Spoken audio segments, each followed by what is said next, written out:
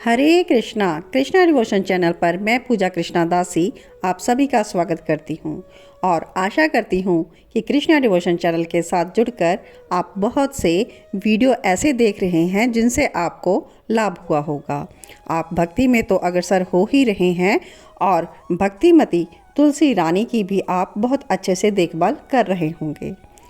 जैसा कि आप सभी जानते हैं कि सर्दियों का मौसम है, तो आजकल तुलसी माता पर बहुत ही सर्दी का प्रकोप पड़ रहा है। सर्दी में तुलसी महारानी को हम कैसे बचा सकते हैं, इसका वीडियो मैंने सर्दी स्टार्ट होने से पहले ही पोस्ट कर दिया था। लेकिन किसी कारणवश आपके बहुत एफर्ट्स करने के बावजूद भी तुलसी का प्लांट अगर सूख गया है तो क्या करना चाहिए, आज का वीडियो हमारा इसी टॉपिक से रिलेटेड है। तो आप यह वीडियो स्टार्टिंग से एंड तक ज़रूर देखें। तो चलिए स्टार्ट करते हैं आज का वीडियो। अगर आपके घर में तुलसी सूख रही है तो इस बात से आप कतई परेशान ना हों, क्योंकि तुलसी महारानी जो है यह ज़्यादा सर्दी, अत्यधिक सर्दी सहन नहीं कर सकती। एक तो सर्दी बहुत पड़ रही है, धुंध पड़ रही है और कहीं कहीं तो बारिश भी बहुत हो रही है। तो इस कारण से जो तुलसी के प्लांट है इनमें कोई ना कोई चेंजेस होना स्वाभाविक है। तो देखिए, तुलसी का प्लांट सर्दियों में अपनी पत्तियां गिराता है। देखिए, बहुत सी पत्तियां इस प्रकार से गिरती हैं। प्लांट की जो पत्तियां गिरती हैं यह एक नेचुरल प्रोसेस है। तुलसी का प्लांट अपनी पत्तियां गिराता है और बसंत आने के बाद यह ऋतु बदलती है और आपकी नई पत्तियों का आगमन शुरू हो जाता है। लेकिन अगर आपका तुलसी का प्लांट बिल्कुल ही सूख गया है तो आपको घबराना नहीं चाहिए। कई बार अत्यधिक सर्दी ले जाने के कारण तुलसी का प्लांट सूख जाता है। तो आपको इस टाइम पर क्या करना चाहिए, यह कोई बुरा संकेत नहीं है। कई बार सर्दियों में ऐसा हो जाता है। तो आपको इस जो तुलसी का सूखा हुआ प्लांट है इसकी पूजा नहीं करनी है और इसकी पत्तियां और इसकी डंडी से हमें थोड़ा खरोच कर चेक कर लेना है कि ग्रीन पॉइंट तो नहीं है। तो अगर आपको यह बिल्कुल भी ग्रीन नहीं दिखाई दे रहा कहीं से तो इसे हटा देना बेस्ट है। तो मैं खुरपी ले रही हूँ और साइड से इसकी मिट्टी को थोड़ा थोड़ा खोदूंगी।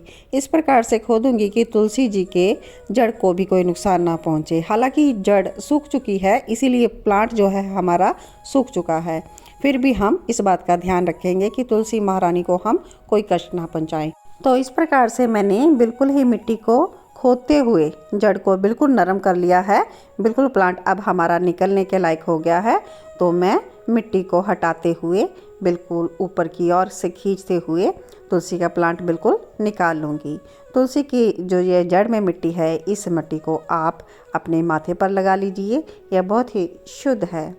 तो इसके बाद आप जो यह जड़ समेत तुलसी का प्लांट निकाल रहे हैं इसको अपने पास संभाल के रखें। जो तुलसी की जड़ है, तुलसी की लकड़ है, ये बहुत ही शुद्ध होती है।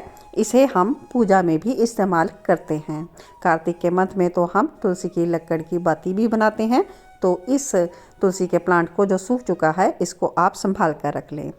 तो इसके बाद आपका जो यह पॉट है इसमें तुलसी का मृतिका रह जाएगा।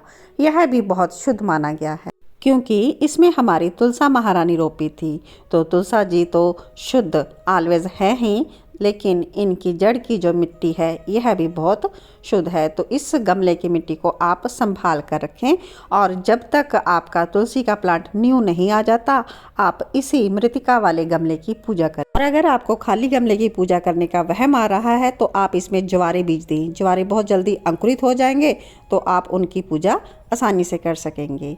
लेकिन इसी मृतिका को आप संभाल कर रखें। इसी मृतिका में आप न्यू तुलसी का प्लांट जब आपके पास अवेलेबल हो जाए तो इसी में आप दोबारा से रोपित करें। आइए हम तुलसी का प्लांट दोबारा से रोपित करने जा रहे हैं। और तुलसी का जो प्लांट है यह धरती पर कार्तिका पूर्णिमा के दिन शुक्रवार को प्रकट हुआ था। तो आप शुक्रवार के दिन तुलसी अगर लगाएं तो बहुत ही उत्तम होगी। मैंने एक्स्ट्रा जो बैग हैं उनमें तुलसी का प्लांट ग्रो किए हुए थे, इसलिए मुझे जल्दी ही मिल गया है। लेकिन आपको तुलसी के प्लांट अभी सर्दी के बाद ही अवेलेबल होंगे, तो आपको तब तक ज्वारे की ही पूजा करनी है। तो तुलसी का प्लांट आते ही आप किस प्रकार से लगा देंगे तो आइए देख लेते हैं। गमले के बीचों बीच मिट्टी को हटाते हुए आप बिल्कुल सेंटर में तुलसी का प्लांट लगाएंगे और आप ओम नमो भगवते वासुदेवाय का जाप करें तुलसी का प्लांट लगाते हुए, और शंख ध्वनि करें, शंख नाद करें, घंटी ध्वनि करें, बहुत से मंगल गीत गाएं और पुनः ऊपर से तुलसी की मृतिका डाल दें, क्योंकि पहले आपको तुलसी की मिट्टी हटा लेनी है ताकि बिल्कुल जड़ बीच में आसानी से बैठ जाए। तो खुशी के साथ तुलसी का प्लांट आप रोपित करें। तुलसी का प्लांट आप वीरवार को भी लगा सकते हैं क्योंकि यह विष्णु प्रिय है।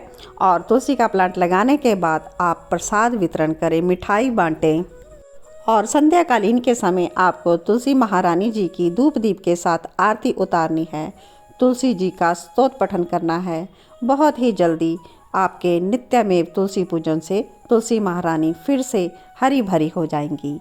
तो आशा करती हूँ आज का वीडियो आपको अच्छा लगा होगा और आपको बेहद महत्वपूर्ण जानकारी प्राप्त हुई होगी। तो आप वीडियो को लाइक ज़रूर कर दीजिएगा और अपने कमेंट्स भी मुझे ज़रूर दीजिएगा। तुलसी महारानी के पूजन के लिए जो भी किसी को समझाता है, तुलसी को रोपित करने की प्रेरणा देता है, तुलसी महारानी को हर घर में लगाने की प्रेरणा देता है, तुलसी जी को वितरण करता है, ऐसे भक्त से सदैव भगवान श्री कृष्ण प्रसन्न रहते हैं और उनके सिर पर हमेशा अपना हाथ रखते हैं। और भगवान की शुद्ध परम भक्त तुलसी महारानी की पूजा करने से तुलसा महारानी हमें श्री कृष्ण की भक्ति देती हैं। तो आप सभी भी श्री कृष्ण की भक्ति को पाने के लिए तुलसा महारानी की पूजा ज़रूर करें और इस वीडियो को घर घर पहुंचाएं।